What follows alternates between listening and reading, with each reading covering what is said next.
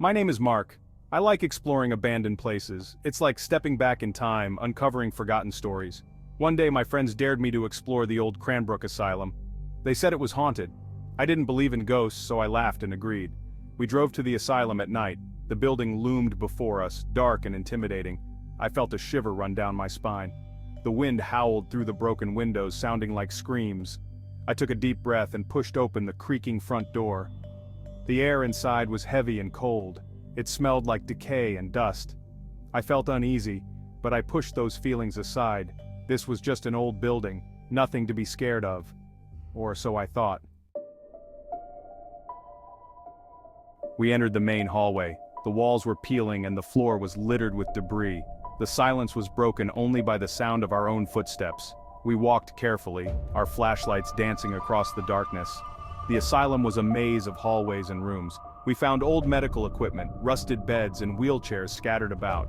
It was like the people who lived here just disappeared one day. I picked up a chipped enamel cup, imagining the person who drank from it. As we explored deeper, the atmosphere grew heavier. I felt a presence watching us, but when I turned around, there was nothing there. I tried to shake off the feeling, but it wouldn't go away. I started to feel like we weren't alone. We continued exploring, venturing deeper into the asylum. The air grew colder and the silence deepened. I felt a prickling sensation on the back of my neck, like someone was watching me. I kept seeing shadows move at the edge of my flashlight beam. "Did you see that?" I asked my friends, my voice a nervous whisper. They just laughed. They thought I was trying to scare them. But I was serious. Something wasn't right. We reached a room that sent chills down my spine. It was a padded cell, with restraints hanging from the walls. The air was thick with a sense of despair. It felt like something terrible had happened here. I wanted to leave, but my friends were eager to explore further. We pressed on, our flashlights cutting through the darkness. We came to a room filled with old files. Each file held the story of a patient who had been locked away within these walls. I picked one up and started reading. It was the story of a young woman who claimed to hear voices. Suddenly we heard a noise. It was a soft whisper coming from the end of the hallway. It sounded like someone was crying. We froze, listening intently. The whisper came again, closer this time. My heart pounded in my chest. "Hello?" I called out, my voice trembling.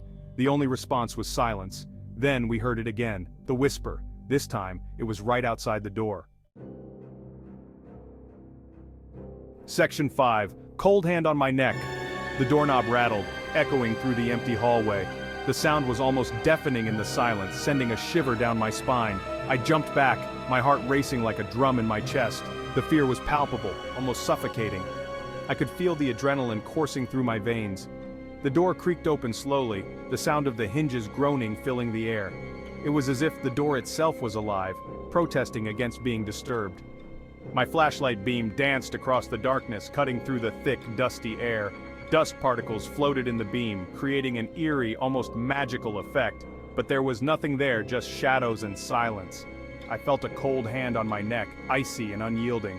A chill ran down my spine, freezing me in place. It was as if the hand was trying to pull me into the darkness. I spun around, my breath coming in short, panicked gasps. But there was no one there. The room was empty, yet the feeling of being watched was overwhelming. "Guys, this isn't funny anymore," I said, my voice shaking with fear. The words echoed back to me, mocking my terror. The silence that followed was deafening, but my friends were gone. I looked around frantically, my eyes darting from shadow to shadow. The sense of abandonment was crushing, the realization that I was truly alone sinking in. They were nowhere to be seen. I was all alone. Panic surged through me, a wave of fear that threatened to drown me. The isolation was suffocating, the darkness closing in. I ran to the door, my footsteps echoing in the empty space, but it slammed shut in my face with a force that shook the walls. I was trapped, the reality of my situation hitting me like a ton of bricks. I rattled the doorknob desperately, my hands shaking, but it wouldn't budge. I was locked in, the door refusing to give way. The sense of helplessness was overwhelming. The whispering started again, this time closer than before. It was as if the walls themselves were speaking, the voices surrounding me, closing in. It sounded like it was right next to my ear, the breath of the whisperer chilling my skin. The words were unintelligible, but the menace in them was clear. I was not alone, and whatever was with me was not friendly. Section 6. Running for my life. I didn't know what else to do. I ran. My heart pounded in my chest, each beat echoing in my ears like a drum. The fear was overwhelming, consuming every thought and every breath. I ran through the dark hallways, my flashlight bouncing wildly. The beam of light flickered, casting eerie shadows on the walls that seemed to reach out and grab at me. I didn't know where I was going, but I didn't care. Every corner I turned, every door I passed, it all looked the same. A maze of darkness and despair. I just needed to get away from whatever was following me. The sense of dread was palpable, like a heavy weight pressing down on my shoulders, urging me to move faster. The whispers followed me, echoing through the empty halls. They were faint at first, like a distant memory, but they grew louder with each step I took. They seemed to be coming from everywhere and nowhere at the same time. It was as if the very walls were alive, whispering secrets and threats in a language I couldn't understand. I could hear footsteps behind me, heavy and slow. Each step was deliberate, methodical, as if whoever or whatever was following me was in no hurry. I didn't dare to look back. The fear of what I might see was too great. I focused on the path ahead, hoping against hope that I would find a way out. I tripped over something and fell, scraping my hands on the rough floor. The pain was sharp, but it was nothing compared to the terror that gripped me. My flashlight flew out of my grasp, landing several feet away. The beam of light flickered and then went out, plunging me into complete darkness. I was surrounded by darkness. It was suffocating, pressing in on me from all sides. I could feel the walls closing in, the air growing colder. I could hear the footsteps getting closer.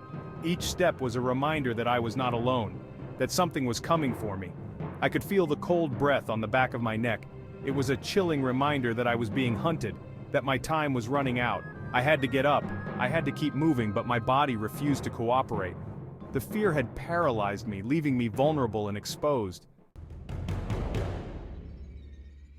Section 7. Hiding in the shadows.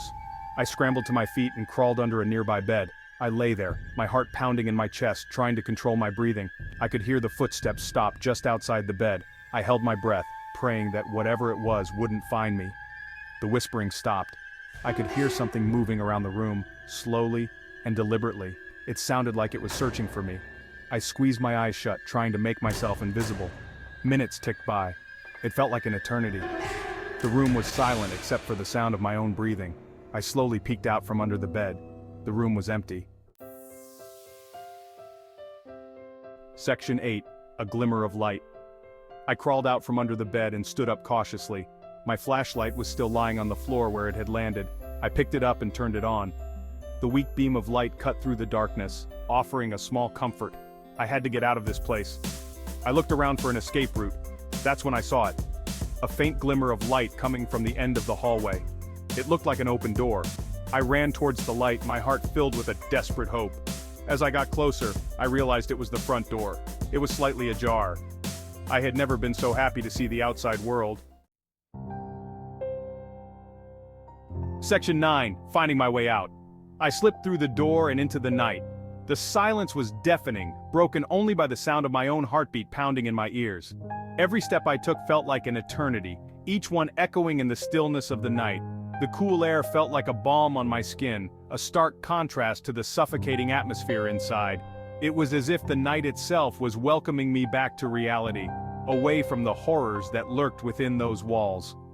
I took a deep breath and looked back at the asylum. Its silhouette was a dark shadow against the moonlit sky, a reminder of the fear that had gripped me moments before. It loomed behind me, dark and menacing, like a beast waiting to pounce.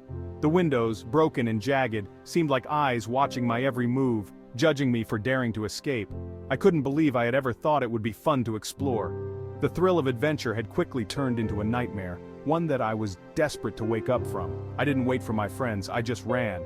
My legs moved on their own, driven by pure instinct and the need to get as far away as possible. I ran until I reached the main road. The streetlights flickered, casting eerie shadows that danced around me, but I didn't care. I was free, and that was all that mattered. I didn't stop running until I was safely back in the car.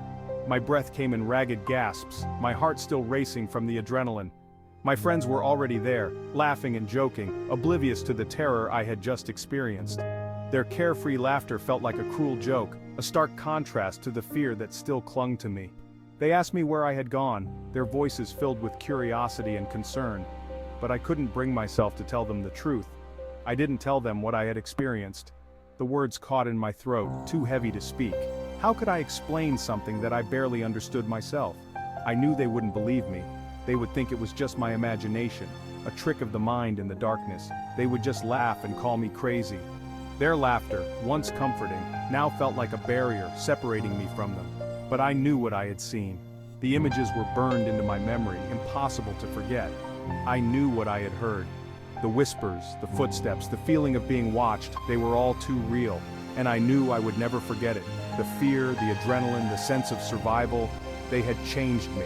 I was no longer the same person who had entered that asylum. I had found my way out, but a part of me would always remain trapped inside. Section 10. Never again. I never went back to Cranbrook Asylum. I never told anyone about what happened that night. I tried to forget about it, but the memories lingered. The whispers, the footsteps, the cold hand on my neck. I still explore abandoned places. But I'm not as fearless as I used to be. I know that some places are best left undisturbed. Some stories are better left untold. I'm not sure what I experienced that night. I don't know if it was real or just my imagination playing tricks on me, but I do know that it changed me.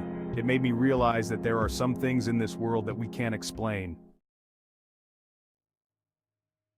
Section 11. Is it really over? I like to think that it's over.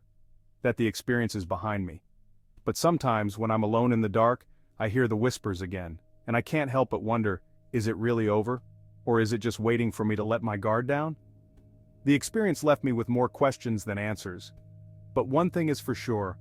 I'll never forget my night at Cranbrook Asylum. It's a memory that will haunt me forever. The question is, what about you? Do you believe my story? And if you were in my shoes, would you dare to find out the truth?